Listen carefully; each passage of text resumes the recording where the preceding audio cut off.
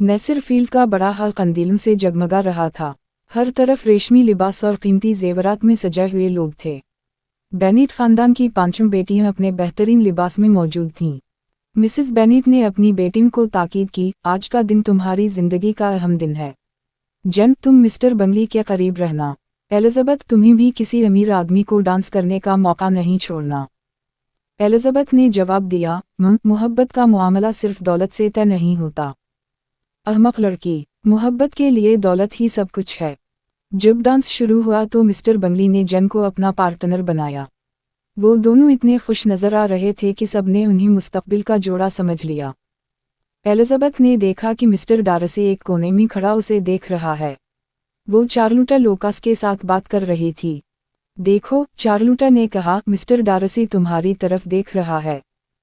शायद वो मेरे मामूली लिबास पर तबसरा कर रहा है, एलिजाबेथ ने कहा।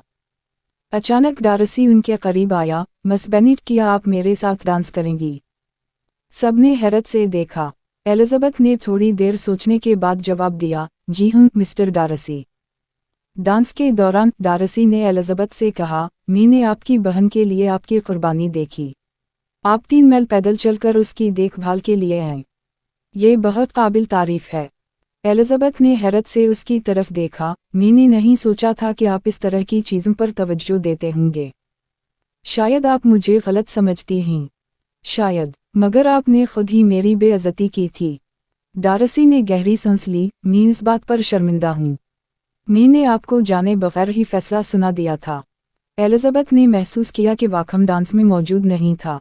जब उसने अपनी दोस्त से पूछा तो पता चला कि वाकम ने शहर जाना ज़रूरी समझा था।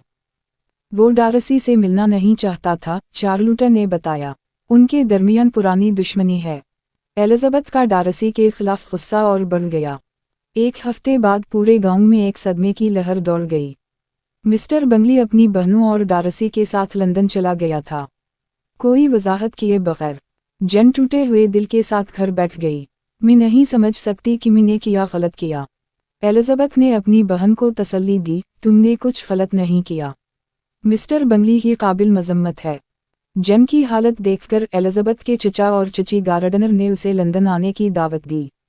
उनका ख्याल था कि शहर की तब्दीली जेन के लिए फ़ायदेमंद होगी। लंदन पहुंचने पर जेन ने मिस्टर बंगली को ख़त लिखा, मगर उसका जवाब नहीं आया।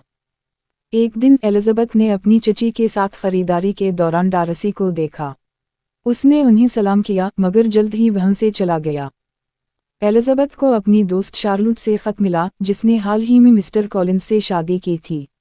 शार्लोट ने उसे रोज़नगज़ आने की दावत दी, जो लेडी कैथरीन डी बर्ग का घर था। जब एलिजाबेथ रोज़नगज़ पहुंची तो उसे पता चला कि डार्सी भी वहां आता है, क्योंकि वो लेडी कैथरीन का भांजा था। लेडी कैथरीन एक मगरूर और दूसरों पर हुक्म चलाने वाली औरत थी। उसने एलिजाबेथ से बेतकल्लफाना सवालात पूछे। तुम्हारी उम्र क्या है? तुम्हारी तालीम कहाँ तक हुई? तुम्हारे बहन भाई कैसे हैं? एलिजाबेथ ने खुद एतिमादी के साथ जवाब दिया, मैं समझती हूँ कि एक खातून को अपनी सलाहियतें खुद परवान चढ़ानी चाहिए। एक शाम जब एलिजाबेथ बाग में सैर कर रही थी, डार्सी अचानक सामने आ गया। मिस बेनिट, उसने गहरी सांस लेकर कहा, मैं आपसे शादी का खास्तगार हूँ। एलिजाबेथ हैरान रह गई। डार्सी ने जारी रखा, मैंने बहुत दिनों से आपके खिलाफ लड़ाई लड़ी है। मैंने समझा कि आपका ख़ानदान मेरी समाजी हैसियत के लायक नहीं है, मगर मैं आपके बगैर नहीं रह सकता। एलिजाबेथ का चेहरा गुस्से से सुर्ख हो गया। क्या आप समझते हैं कि आपकी ये पेशकश मेरे लिए एजाज़ की बात है? आपने मेरी बहन की खुशी तबाह की, आपने मिस्टर वाकम के साथ नाइंसाफ़ी की, और अब आप मुझे शादी की पेशकश कर रहे हैं जैसे कोई एहसान कर रहे हूँ।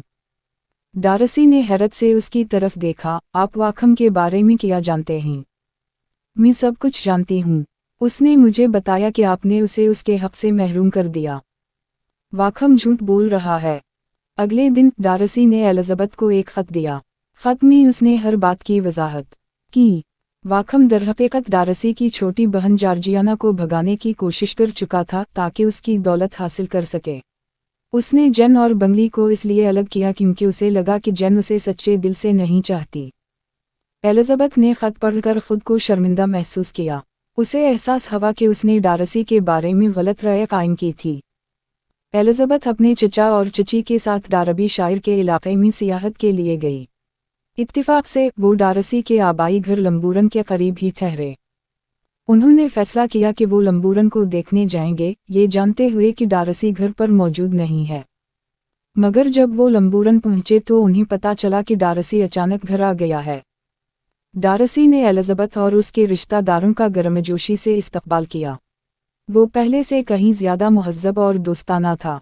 उसने उन्हें अपने बागात दिखाए, अपनी छोटी बहन जॉर्जियाना से मिलवाया और हर मुमकिन इज़्ज़त व एहतराम से पेश आया।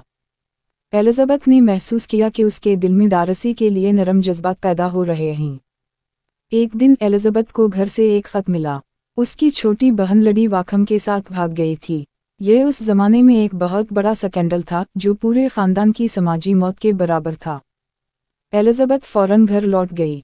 रास्ते में उसे डारसी से मुलाकात हुई, जिसे पता चल गया था कि क्या हुआ था। मैं आपके ख़ानदान के लिए बहुत अफसोस करता हूँ, डारसी ने कहा। एलिज़ाबेथ ने रोती हुई जवाब दिया, अब हमारा ख़ानदान तबाह हो गया है। एलिज़ाबेथ को पता नहीं था कि डारसी ने खामोशी से लंदन जाकर वाकम को ढूंढा था। उसने वाकम को लडी से शादी करने पर मजबूर किया ताकि बेनेट ख़ानदान की इज्जत बच सके। डारसी ने वाकम के कर्जे अदा किए और उसे नई नौकरी दिलाई, शर्त पर कि वो लडी से शादी करे। जब एलिज़ाबेथ को पता चला कि डारसी ने उसके ख़ानदान की मदद की है तो उसका दिल डारसी के लिए मोहब्बत से भर गया।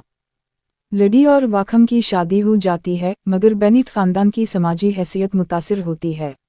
एलिज़ाबेथ को एहसास होता है कि वो डारसी से मोहब्बत करती है, मगर उसे लगता है कि अब डारसी उसे कबूल नहीं करेगा।